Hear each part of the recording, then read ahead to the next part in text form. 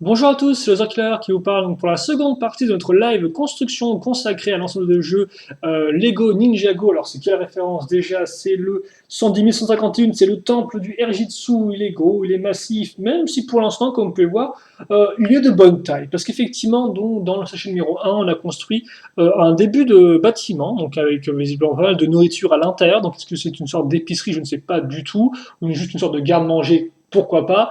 En tout cas, le voilà, ainsi que les deux figurines, Cole et Jasper.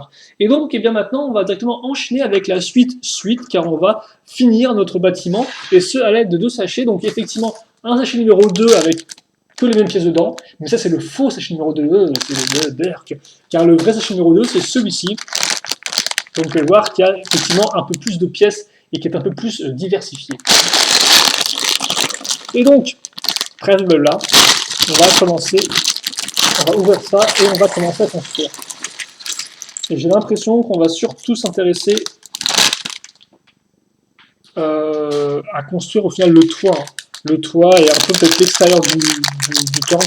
Mais mis à part ça, voilà, on va pas revenir à l'intérieur. Et d'ailleurs, vous noterez en fait que j'ai viens d'y penser, mais je comprends un peu mieux le choix des designers d'avoir casé des pièces 2x2 avec un tenon. Car certes, ça sert pour la décoration, mais ça sert aussi si vous voulez mettre une figurine, qu'en fait, si vous voulez l'attacher un peu plus facilement. Alors après, bien sûr, il y a certains tenons qui ne sont pas atteignables, hein, comme par exemple celui sous le lavabo. Mais mis à part ça, ça peut aussi être utile pour mieux passer aux figurines sans qu'elles tombent tout le temps quand vous jouez avec. Bon, on va se remettre en position euh, d'action. Voilà, voilà, on va dire un truc qui claque bien. Position d'action. Donc, position d'action, pour actionner quoi? Eh bien, pour actionner la suite de la construction, ce sera pas trop mal, tiens. Donc, avec déjà une 2x1 qui est une accroche, comme vous pouvez le voir, à clip, donc diamètre main de figurine, donc pourquoi pas mal. Donc, on met ça là, visiblement. Et surtout, maintenant, quand même, un peu passer au toit. Donc, le toit au bon toit, va passer donc avec des 1x4 lisses qu'on mettra ici et là, ainsi que, ok, au bout, donc ici et là aussi. Voilà qui est fait. Ensuite, on va caser des 1x4 pentus. Oh, et on va commencer des choses plutôt cool maintenant. Ça, j'aime bien. Alors, c'est peut-être pas comme le lavabo, certes, mais ça reste un peu la même optique. On va prendre 3 pièces 1x1, qui sont visiblement blanches. Alors après, ce que ce sont des pièces blanches phosphorescentes, je ne sais pas, je ne pense pas. Contrairement à ce qu'on avait pu avoir dans le set du dragon de Moro au niveau de la tombe du premier maître Spinjitzu.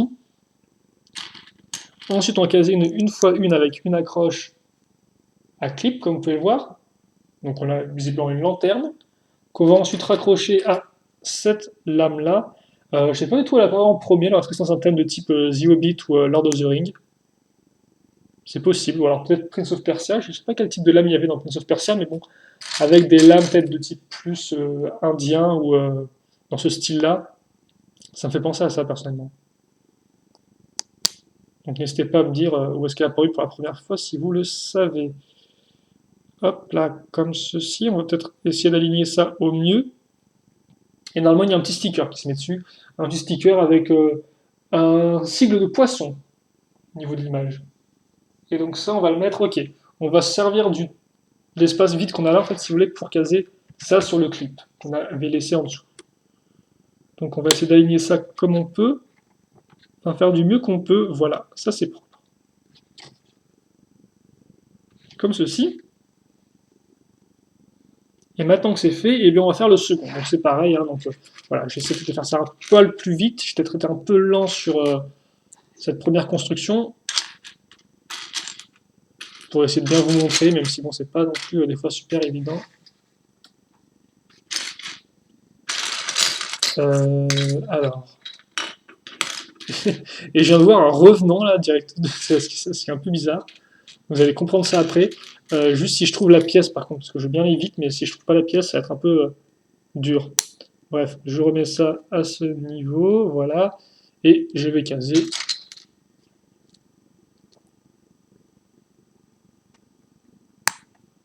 Ça comme ça. Ok, donc maintenant que ça c'est fait, oh, bah, je pense que je suis plutôt aligné là. Ouais, ça m'a l'air plutôt propre. Ok, donc voilà ce qu'on a. Très chouette entrée. Il manque juste les petits stickers qui, je pense, permettront de rendre ça encore mieux. On va mettre ça de côté maintenant. On va se concentrer sur une mini construction et on va partir d'une 4x4 pour ça. Donc une 4x4, alors comme ceci, est-ce qu'on la voit bien ou pas? Toujours ce même problème, on la voit bien là. Donc 4x4 comme ça, on va donc ajouter dessus une 2x2, une 2x1, excusez-moi, avec une accroche cruciforme, donc en noir et en gris foncé. Sur les côtés des briques 1x2 avec, comme vous pouvez le voir, la forme de rondin de bois, donc un peu courbé, qui est apparu pour la première fois dans le terme western dans les années 90, ou même peut-être début 2000, je sais plus, alors vraiment fin 90 plutôt, voilà. Donc d'ailleurs, le thème western qui était assez intéressant parce qu'il introduisait des Indiens qui avaient des nez en fait. Si vous voulez, c'était un peu une des premières fois qu'on avait un nez sur une figurine Lego taille minifig. Je sais pas par contre s'il n'avait pas un nez aussi le héros du thème Time Buster, mais bon, je peux me tromper, enfin Time Cruiser plutôt. Mais voilà, c'était assez. Donc ça faisait des figurines un peu plus réalistes. C'est vrai qu'elles étaient un peu particulières en effet, ces figurines d'Indiens. Donc comme on peut voir, on continue à faire grimper de ça avec des 1x2, dont une 1x2 avec un tonneau au milieu. D'ailleurs, on aura une seconde comme ceci à ce niveau-là. Normalement, elles sont alignées niveau hauteur, les deux. Voilà. Vous ne pouvez peut-être pas trop vu que c'est des couleurs sombres. Et justement, on va profiter de l'alignement pour créer un petit pont entre les deux à l'aide de 1x6. On va en mettre deux à la suite d'ailleurs au passage. Et on va caser des 1x2 avec la connexion, comme vous pouvez le voir, crantée. Ça c'est fait. Je case donc maintenant une 2x2. Oui, une 2x2, comme par avec une sorte d'accroche un peu particulière qui normalement sert pour maintenir en place des remorques dans les véhicules quand c'est utilisé dans les Theme Cities, souvent sur l'arrière d'un véhicule pour faire tirer une remorque ou voilà quoi, l'arrière d'un véhicule. Là, je pense que ça doit être un peu différent. Et donc dessus, on va continuer à casser des pièces un peu particulières, comme cette pièce un peu hantée, comme vous pouvez le voir, avec une accroche cruciforme. Donc on fait passer ça. Alors c'est un peu pas évident à montrer parce que la barre est assez grande. Voilà, j'espère que vous pouvez bien voir. Et on va enchaîner avec une 2x2 circulaire, comme vous pouvez voir, qui a un trou cruciforme au milieu. Alors une fois qu'on a fait ça, en fait, on met, voilà, ok, d'accord. On met tout ça vraiment au bout. Donc voilà ce qu'on a pour l'instant. Puis ça, je le mets là-dedans. Je vais passer toute ma barre à travers mon trou cruciforme. C'est fait pour, après tout. Et puis, je viens, entre guillemets, refermer de l'autre côté avec ces deux pièces-là. Donc, comme on peut avoir une pièce lisse avec un trou circulaire au milieu. Une fois que c'est fait, on va retrouver notre pièce en T, entre guillemets, hein, c'est le nom que je lui donne, mais c'est vraiment le nom officiel de la pièce, bien évidemment, qui sera encore enserré entre cette pièce-là et, devinez quoi, cette pièce-là. Voilà. Au bout, on ne case rien pour l'instant, tout du moins. Par contre, on va utiliser l'accroche qui est ici pour caser eh bien, ceci. Donc, comme vous pouvez le voir, une petite pince de grue, ou un crochet de grue, plutôt devrais-je dire. Je dis pince, mais plus une sorte de crochet, voilà. Et surtout, l'apparition de pièces dorées. Je me disais bien, mais elle me rappelle un peu ces pièces dorées. Et effectivement, c'est des pièces dorées qu'on a déjà vues normalement dans le thème Hero Factory en 2014, quand Lego avait décidé qu'ils allaient changer un peu la donne et ne plus faire juste des gros robots contre des gros robots, mais faire des monstres avec des grosses pièces contre des robots, mais pilotés par des petites figurines robotisées. Et donc, c'était les bras en fait de ces personnages-là, si vous voulez. Donc, qui ont une accroche sur le côté ici et qui ont des accroches aussi là et là. Donc, c'est plutôt cool de les voir en doré. Il me semble qu'elles étaient déjà paru en doré avec un personnage qui s'appelait Roca, mais je peux me tromper, mais je pense, hein, je pense qu'elles sont pas spécialement d'une nouvelle couleur. Mais bon, ça c'est intéressant vu que ça a un design, comme vous pouvez voir, qui est très mécanique aussi, hein, donc c'est pas non plus. C'est pas vraiment un design des plus traditionnels, entre guillemets. Non. Ah, par contre, c'est vraiment joli ce qu'on est en train de construire, je tiens à dire, hein, c'est vraiment un joli petit module. Il commence un peu à prendre forme, alors je sais pas exactement où ça va aller après. Ça, c'est la surprise, hein, mais c'est la surprise du chef. Voilà, alors je mets ça comme ça. C'est dur de savoir s'ils sont soit plus proches l'une de l'autre ou pas, les petites accroches. Ok. Et une fois que ça c'est fait, eh bien, on va reprendre notre structure qu'on avait laissée de côté, et on va mettre ça donc ici, avec la petite grue vers l'intérieur. Donc je suppose peut-être ouais, pour maintenir des choses en l'air au plafond, entre guillemets. C'est bon là, ça tient bien? Ok. Donc voilà ce qu'on a. Oh. Alors maintenant, on va prendre cette jolie petite barrière, comme vous pouvez le voir, que j'ai déjà vu dans le thème Lego Elves. Alors par contre, je ne sais pas si c'est apparu avec le thème Elves ou apparu avec un autre thème. En tout cas, là encore, on retrouve la jolie couleur verte qu'on avait eue. Même si, est-ce que c'est la même ou pas? Oui, c'est la même. Je crois qu'elle était un peu plus claire, mais non, c'est bien la même couleur. Ok. Donc on assemble ça et ça va se mettre ça. Oh, ok, d'accord. Alors c'est particulier en fait. On va mettre une fois deux avec accroche cruciforme et on va faire glisser ça sur la partie cruciforme de la barre qui reste, comme ceci. Ok. Et donc on a ça. Donc on peut penser qu'on a une sorte de mezzanine avec voilà, une sorte de mezzanine au second étage, mais visiblement je pense pas qu'il y aura une mezzanine là. Mais ça fait un peu penser à ça, vu qu'on a une sorte de balustrade au final. Mais c'est peut-être juste. Ah ouais, je pense en fait c'est peut-être juste pour la décoration parce que ça va se voir de l'extérieur, je pense, cette partie-là. Bref, on a fait ça, on est content. Il nous reste quand même pas mal de petites pièces et tout, mais pour l'instant, on va faire du x16. Oh oui, du x16. C'est super génial. J'ai trop hâte. Non, en fait, dans l'idée, ce qui va se passer, c'est qu'on va prendre. Donc, on va sortir effectivement nos pièces comme ça. Et ben, on va commencer à les assembler ensemble, hein, parce que oui, il serait peut-être temps. Donc voilà comment ça fonctionne. Voilà, vous avez ça comme ça. De base, comme je dis, c'est pour faire des sortes de portes de garage qui sont coulissantes.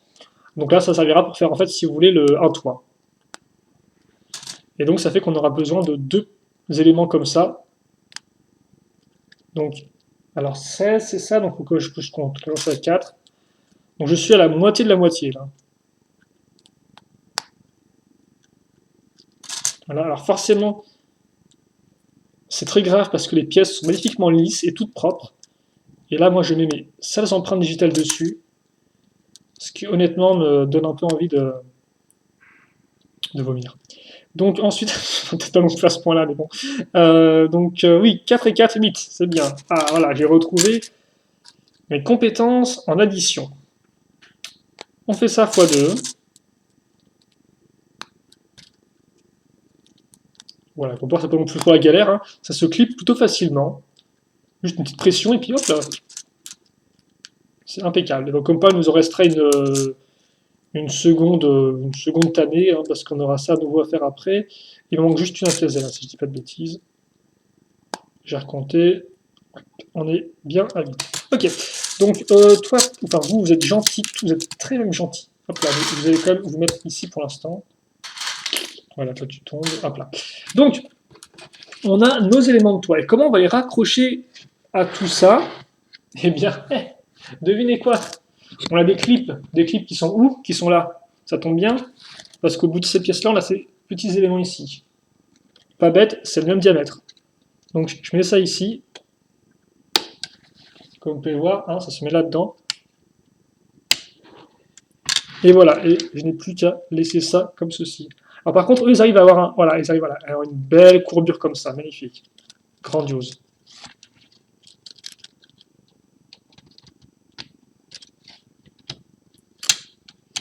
Voilà, donc faites bien attention à bien, voilà, incliner ça comme vous pouvez. Voilà, on va essayer de rapprocher un peu plus les parties. Wow, magnifique. Bon, donc ça, si ça c'est pas propre, je sais pas ce que c'est honnêtement. Donc on a ça, on revient à l'arrière maintenant, avec un petit x2, histoire de continuer sur notre lancée. Une x2 assez simple, hein, comme vous pouvez voir, c'est une fois 2x4 avec une petite pièce courbée dessus. On met ça là-dessus, on met ça pas là-dessus du tout en fait, parce qu'on met ça vers le vide. Oh, vers le vide. Donc pourquoi pas. Ok. Ça c'est fait. Maintenant on va caser là, une pièce en fait qui va faire le pont entre les deux. Et de part et d'autre, on va mettre des pièces pointues. 2 x 3 déjà. Puis une 2 x 2 et Une 2x2, donc là c'est une plaque, là c'est une pièce pentue.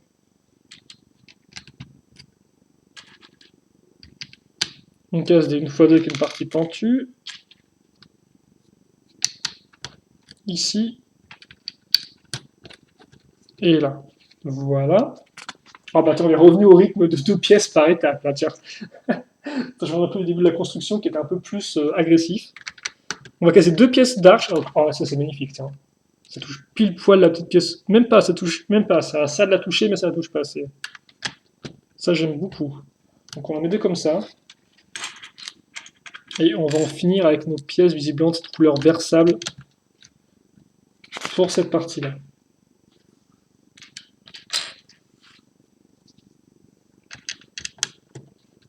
On va maintenant raccrocher tout ça ensemble, non pas de 1x2, mais de 2x2, donc qui dépasseront un petit peu.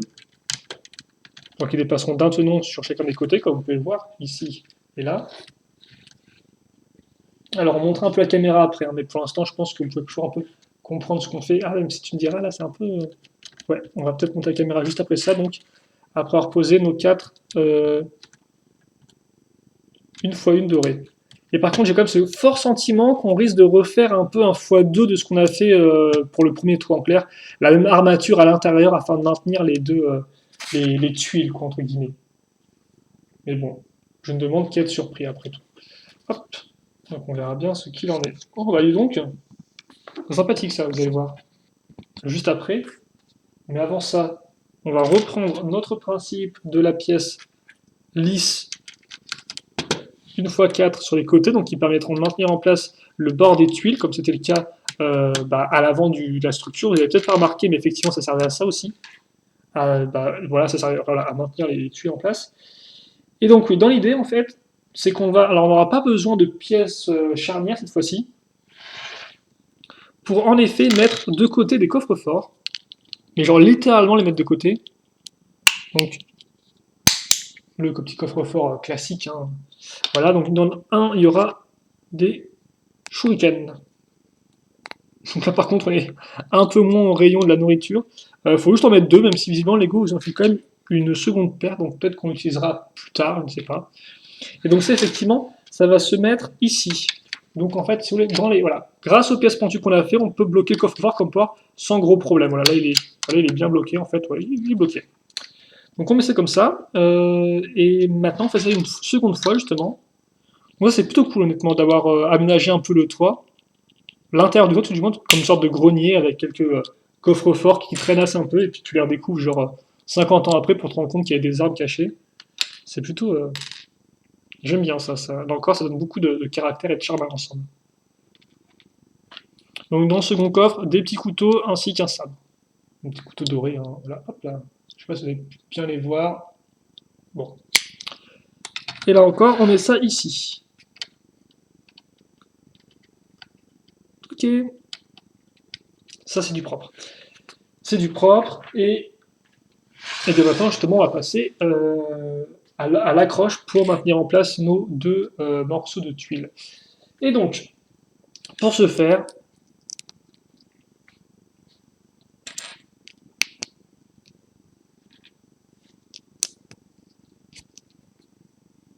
donc, en fait on va faire à peu près pareil comme vous pouvez le voir, hein. On va retrouver les mêmes pièces. Ce sera néanmoins un peu différent, parce que comme vous pouvez remarquer, on n'aura pas notre base de 4x4 pour commencer la construction. Là on y va directement à même la barre, sous forme, nouvelle pièce, donc qui permettra par contre là de mettre... Ouais, ok, d'accord, donc oui, de faire Bah, en fait, oui, ça, en fait, ça remplace un peu si vous voulez, la 4x4, hein. C'est un peu l'idée. C'est un peu là, c'est un peu comme si vous aviez la 4x4 qui divisait les deux parties. Qui divisait les deux parties. Un peu qui les séparait, devrais-je dire. Donc, ouais. Et honnêtement, il n'y a rien de particulier à en dire. J'arrivais à parler ou pas? Parce que si t'es déjà au second sachet, j'y arrive plus.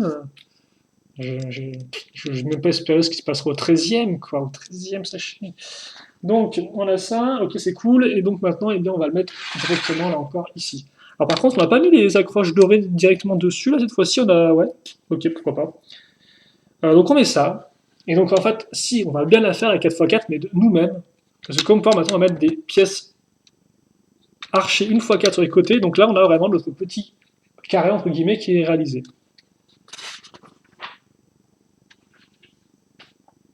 Ok.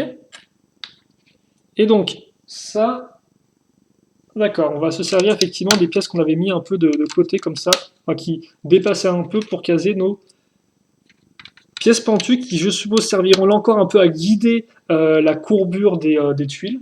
Au final, c'était déjà le cas avant, non? Oui, c'était déjà le cas avant. Donc, oui, au final, on remonte plus ou moins, en fait, on fait une construction qui ressemble à l'autre, qui a les mêmes fonctions, mais qui est faite de façon un peu différente, ce qui est assez intéressant, je trouve, parce que c'est pas un bat x2, et c'est assez intelligent, quoi. Ça vous montre qu'au final, vous pouvez atteindre le même but, mais, je vais y arriver, mais de manière un peu différente. Donc c'est assez intéressant comme concept, vu qu'en plus c'est un concept quand même qui est assez inhérent au Lego en eux-mêmes. Hein,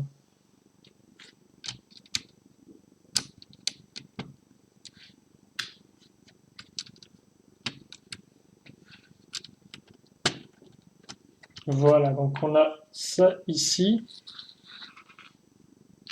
et ça là. Ok, donc maintenant, comment ça se passe? Ça se passe qu'on va retrouver nos pièces dorées, donc on va caser ici. Alors laissez-moi juste un peu de temps pour faire ça. Et après, je pense qu'on attendra la fin de la construction, soit. Alors après, fin de vidéo ou pas, je ne sais pas du tout ce qu'on va faire après, si on arrêtera là ou pas. 20 minutes, c'est là encore un temps qui est assez intéressant, même si bon, j'ai déjà fait des parties d'une heure et plus pour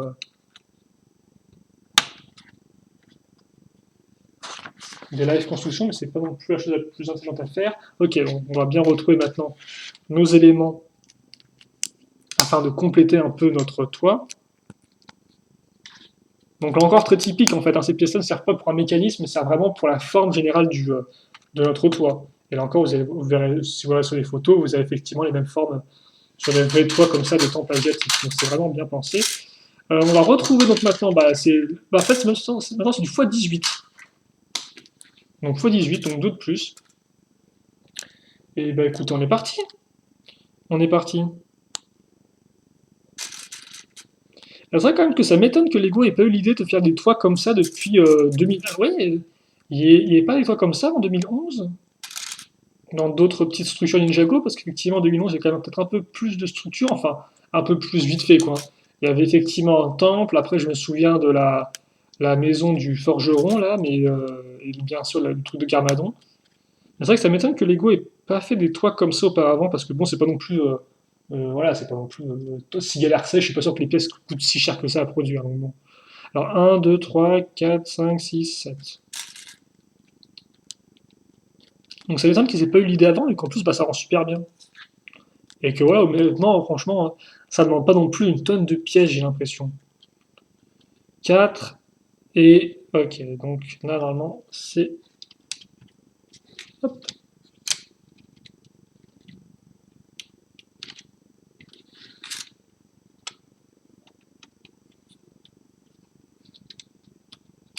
Ok, d'accord. Comme ceci, et donc maintenant, bah, il ne reste plus qu'à assembler tout le reste. Et après, ouais, normalement, il ne reste plus que des petits détails, je pense, à mettre au niveau du sol pour terminer cette structure du temple.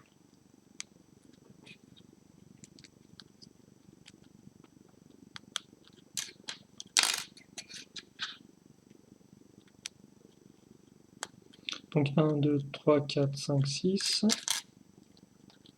Et c'est bon. Pas d'oubli ni d'erreur.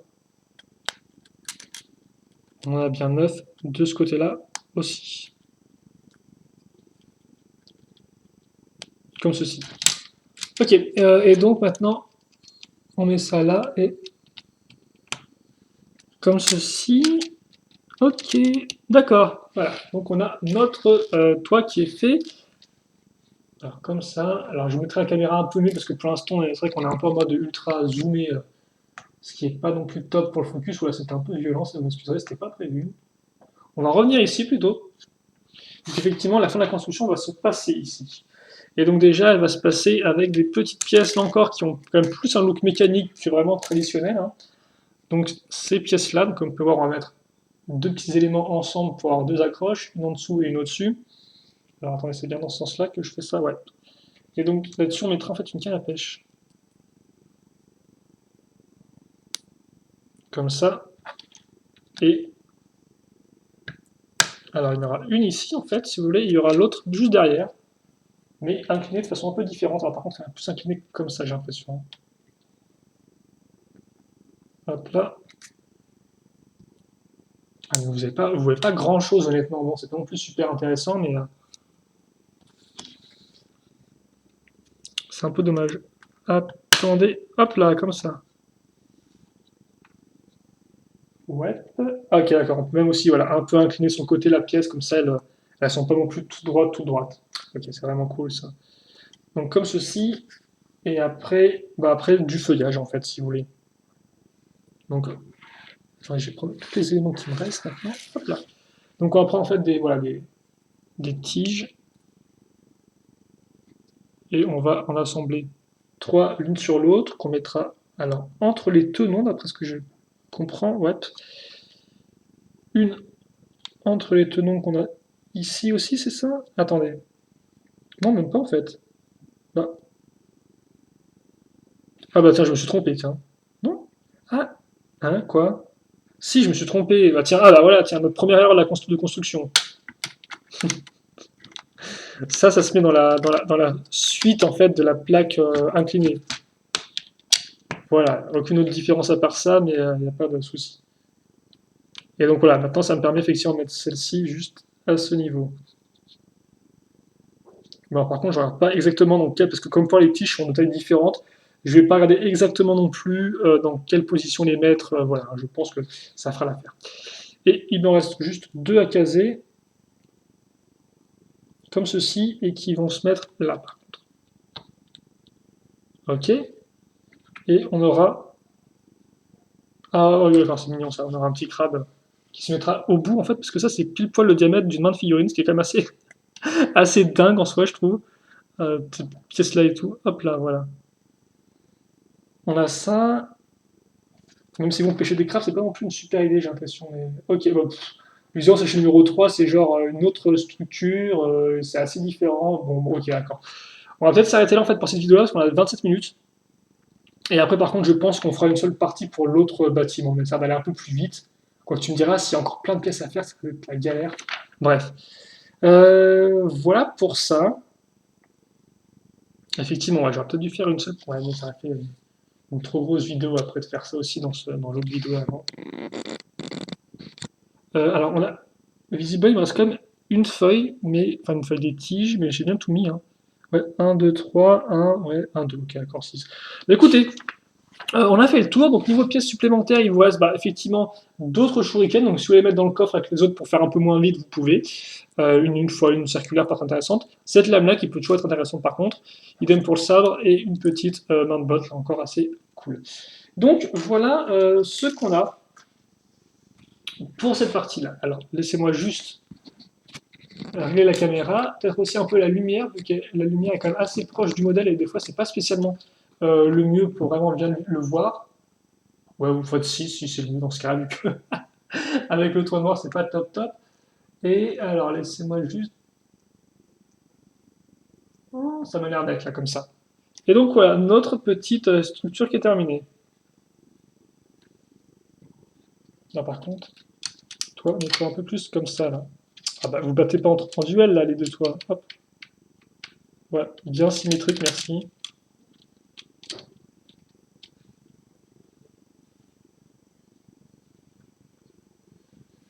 Et honnêtement, si c'est annonciateur de ce qui va nous arriver par la fin de la suite des événements, moi je signe. Hein. Je suis entièrement pour parce que c'est vraiment une chouette structure et qui rend quitte à faire plutôt bien. Donc voilà, on va se quitter là-dessus, je pense, pour cette partie-là. Ouais. Et puis on se retrouve donc pour la troisième partie, dans laquelle on sera visiblement une seconde structure qui est similaire à celle-ci, donc une autre petite maison. Et voilà, je pense que c'est à peu près tout pour l'instant. Questions, commentaires, allez-y, n'hésitez pas, hein, bien sûr. J'y répondrai avec plaisir comme d'habitude. On va quand même mettre nos deux petites figurines histoire d'eux. Voilà. Et puis bah c'est tout, écoutez, c'est tout. Bon, voilà, on se quitte là-dessus. Donc, questions, commentaires, allez-y. Et puis, on se retrouve très rapidement pour la troisième partie, donc qui sera consacrée. J'essaierai de construire un peu plus rapidement, et donc on essaiera effectivement de faire toute une bâtisse en une seule fois. Voilà. Donc là, j'ai l'impression que il y a peut-être un peu moins de... j'ai l'impression quand même qu'il y a pas mal de... Ouais, bon, bref, on verra ça, on s'inquiète pas, on verra ça ensemble. Attends, j'espère que vous appréciez le début de la construction et on se donne rendez-vous très prochainement. Allez, salut à tous!